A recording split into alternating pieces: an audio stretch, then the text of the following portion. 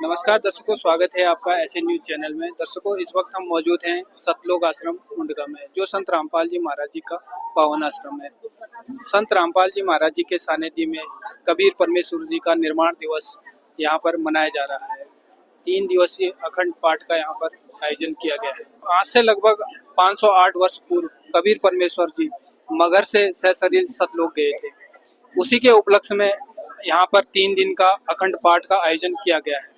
दर्शकों, अभी हमारे साथ संत रामपाल जी महाराज जी के गाइड सेवादार यहाँ पर मौजूद हैं। हम उनसे जानेंगे इस लीला के बारे में। आज संत रामपाल जी महाराज जी के इस पावन आश्रम में आध्यात्मिक प्रदर्शनी का आयोजन किया गया है। तो बहन जी नमस्कार। सर साहब जी।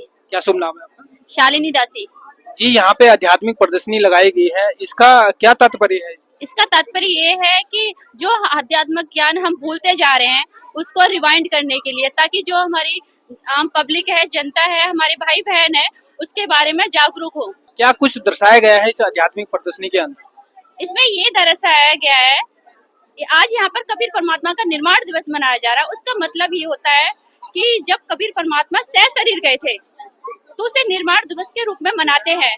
यहाँ पर आपको ये दर्शाया, यहाँ देख रहे हैं ब्राह्मण दिख रहे हैं और काफी सारे गांव के लोग दिख रहे हैं। तो यहाँ पर एक काशी शहर का एक हमने चित्र दर्शाया है। इसमें बताया कि ब्राह्मणों ने ना एक लगभग 600 वर्ष जब कबीर परमात्मा आए थे तो इन्होंने एक योजना बना रखी थी कि काशी शहर में जो मरते हैं वो स्वर्ग जाते हैं और जो मगहर में मरते हैं वो नरक जाते हैं। तो इसीलिए ना वो अपने काशी शहर में ब्राह्मणों को बुलाते थे, मतलब बुजुर्गों को बुलाते थे ब्राह्मण लोग, और वहाँ पर उन्हें मतलब रखते थे ताकि उनका अपना फायदा हो, पर्सनल बेनिफिट के लिए वहाँ से उनसे पैसे चार्ज करते थे। तो इसी को लेकर ना हमारी प्रदर्शनी बनाई गई है। तो हम उसमें बता रहे हैं आप जैसे जैसे मतलब ब्राह्मण, जैसे कि घर में एक बुजुर्ग संभालना बहुत मुश्किल हो जाता है और काफी सारे बुजुर्ग आ जाए तो उन्हें संभालना तो और भी ज्यादा मुश्किल हो जाता है।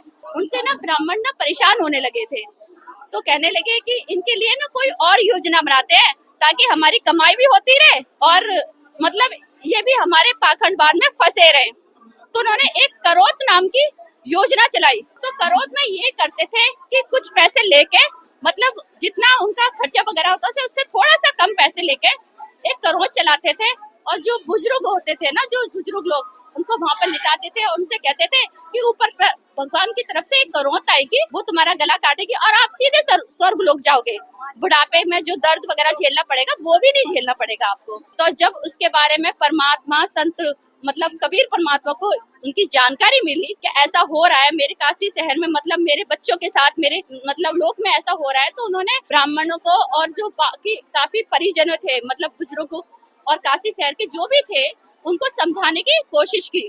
मतलब समझाया कि जो भी पाखंडवाद चला रहे हो ये गलत चला रहे हो, एक तरीके से मतलब मनुष्य हत्या कर रहे हो तुम, क्योंकि किसी के मारने से इस तरह से अगर भगवान की प्राप्ति हो जाए तो सभी मर के प्राप्त हो जाए, है ना। जानवरों को हम काट देते तो वो भी भगवान को मोक्ष प्राप्त कर ले, पर ये गलत है। मोक्ष के लिए हमें भक्ति करनी पड़ेगी, सत भक्ति।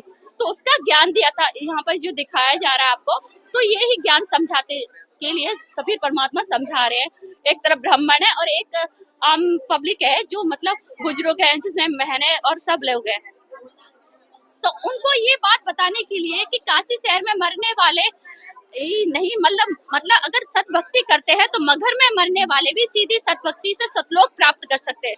सतलोक एक वो जगह है जहाँ से एक बार जाने के बाद जीव कभी वापस नहीं आता, किसी भी योनि में परम सुख मिलता है वहाँ पर और परम शांति की प्राप्ति होती है, जिसे कहते हैं परम मोक्ष। हाँ, तो उसके बारे में समझाया पर कोई नहीं माना, क्योंकि पाखंडवाद का उनके माइंड में इतना चढ़ा हुआ था। तो उन्होंने बोला कि हम नहीं मानते, हमारे पंडित वगैरह जो बोल रहे हैं, मौलवी वगैरह जो बोल रहे हैं वो सच बोल रहे हैं। तो परमात्मा ने खुद बोला कि मैं खुद अपना शरीर काशी शहर में नहीं मगहर शहर में त्यागूंगा या फिर सशरीर जाऊंगा। आप देख लेना, अपने मौलवी और पंडितों से पूछ लेना कि मैं कहाँ गया हूँ, स्वर्ग में गया हूँ, नर्क में गया हूँ या फिर उससे कहीं ऊपर गया हूँ। तो आपको ना यही दर्शाते हुए आगे जिस तरह से रास्ते में जा रहे थे परमात्मा, तो वहाँ पर 2 राजा थे। एक तो पठान वीर सिंह बघेल और एक तरफ वीर सिंह बघेल।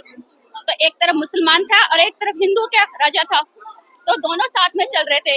उनके माइंड में ये योजना भी थी कि वीर सिंह बघेल कहता था कि हमारे गुरु है, हमारे परमात्मा है, तो हम इनका मतलब जब परमात्मा अपनी देह त्यागेंगे तो हम इनका अंतिम संस्कार करेंगे। और दूसरों ने ये सोच रखा था कि हम करेंगे, माइंड में चला था परमात्मा अंतर्यामी थे, तो रास्ते में उन्होंने स्नान करने की इच्छा जताई कबीर परमात्मा ने कि मुझे स्नान करना है। दोनों राजाओं से बोला, तो राजा ने बोला कि परमात्मा हम पैसा पानी का मतलब जरूरत जो आपकी कर देंगे बाल्टी से लाके, पर ये जो नदी है ये तो सूखी है, इस पे शंकर जी का प्रकोप लगा हुआ है, मतलब क्या कहते हैं अश्राप वो लगा हुआ है।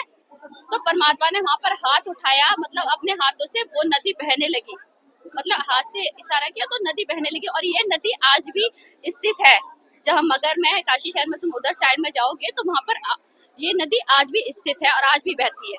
तो शंकर जी का प्रकोप भी उन्होंने मिटा दिया था।